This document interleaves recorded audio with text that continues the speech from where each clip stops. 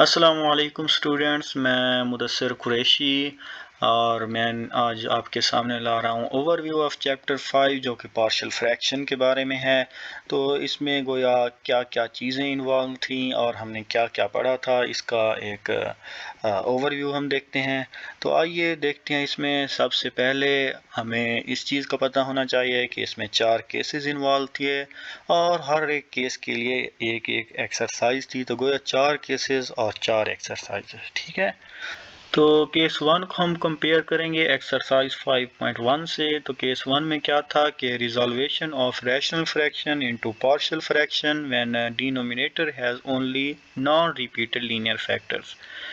तो यहाँ पर एक्सरसाइज में देखिए, तो इसका जो क्वेश्चन नंबर 1 है, अगर हम इसको नीचे से देखें तो एक्स स्क्वायर माइनस 1 है। अब जब हम इसको रिजॉल्व करेंगे लीनियर फैक्टर्स में तो ये नॉन रिपीटेड हो जाएंगे।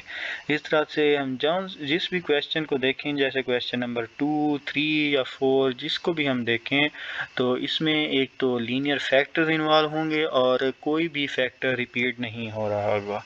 तो इस तरह के क्वेश्चंस को सॉल्व करने के लिए हम केस 1 की मदद लेंगे। इसी तरह से आगे चलते हैं। आगे हमारे पास केस 2 है और उसके लिए एक्सरसाइज 5.2 है। तो केस 2 क्या कहता है कि resolution of rational fraction into partial fraction when q of x has repeated linear factors. अब इसमें क्या होगा कि डिनोमिनेटर जो होगा वो रिपीटेड लीनियर फैक्टर्स रखता होगा। जैसे एक्सरसाइज में देखें तो ये देखिए, पहले क्वेश्चन में x minus 1 whole raised power 3, ठीक है। तो ये डिनोमिनेटर है और ये क्या कर रहा है, लीनियर फैक्टर भी रख रहा है और वो भी रिपीट। पिछले क्वेश्चन में हमने क्या देखा था कि लीनियर फैक्टर थे लेकिन रिपीट नहीं हो रहे थे। तो एक्सरसाइज 5.2 में ऐसे क्वेश्चंस हैं कि उसमें लीनियर फैक्टर्स हैं और वो हो भी रिपीट रहे हैं। तो इसके लिए हम केस 2 की मदद से इनको सॉल्व करेंगे।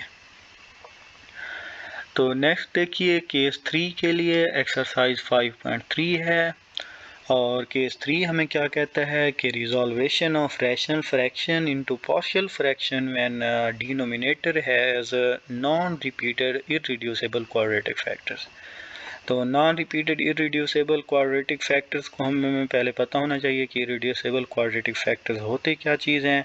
ऐसे क्वाड्रेटिक फैक्टर्स जिनको हम लीनियर फैक्टर में रिड्यूस नहीं कर सकते, यानी कि जिसकी हम फैक्टराइजेशन वगैरह नहीं कर सकते, तो उनको क्या कहते हैं, इररिड्यूसिबल क्वाड्रेटिक फैक्टर्स, ठीक है। तो इसमें क्या है कि डिनोमिनेटर जो होगा वो ऐसे फैक्टर्स कंटेन करता होगा। अब एक्सरसाइज में देखिए 5.3, तो ये पहला अगर सवाल देखें तो डिनोमिनेटर में एक्स स्क्वायर प्लस 1 है जो कि एक इररिड्यूसिबल क्वाड्रेटिक फैक्टर है। इस तरह से दूसरे क्वेश्चन में देखें एक्स स्क्वायर प्लस 1, तीसरे में ये वाली चीज़ इररिड्यूसिबल है। और यानी कि हर क्वेश्चन में एक एक हमारे पास एक ऐसा लाजमी होगा इररिड्यूसिबल क्वाड्रेटिक फैक्टर और वो रिपीट भी ना हो रहे हों, ठीक है। तो उनके लिए हम क्या करेंगे, केस 3 की मदद से हम उनको सॉल्व करेंगे।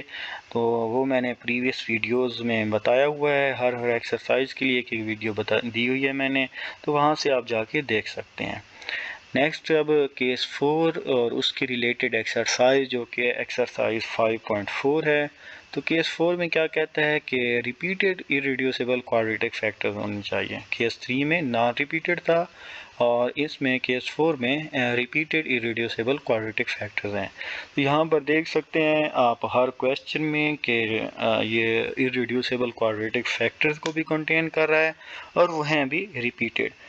तो मैंने अब बता दिया कि अगर क्वेश्चन आ जाए एग्ज़ाम में तो आप कैसे उसको पता कर सकते हैं कि ये किस एक्सरसाइज का है और इसको किस तरीके से सॉल्व करना है। आप अब आसानी से उसे सॉल्व कर सकते हैं।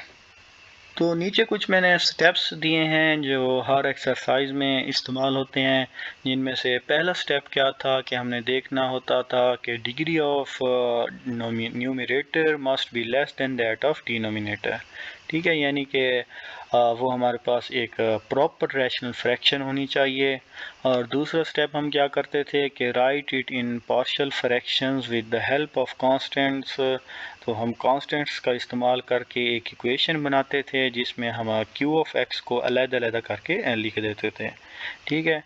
थर्ड स्टेप हम क्या करते थे कि हम रिमूव कर देते थे फ्रैक्शंस को, हम बटे को रिमूव कर देते थे दोनों साइडों से एलसीएम लेके या एलसीएम से मल्टीप्लाई करके हम बटे को रिमूव कर देते थे।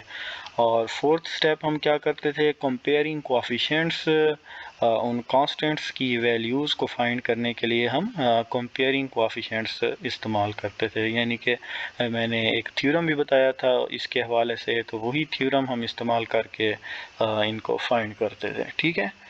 और लास्ट स्टेप हमने क्या करना था कि पुटिंग वैल्यूज़ इन स्टेप 2, जो हमने स्टेप 2 में पार्शियल फ्रैक्शंस की एक इक्वेशन बनाई होती थी, उसमें हम कांस्टेंट्स की वैल्यूज़ पुट करके आंसर निकाल लेते थे।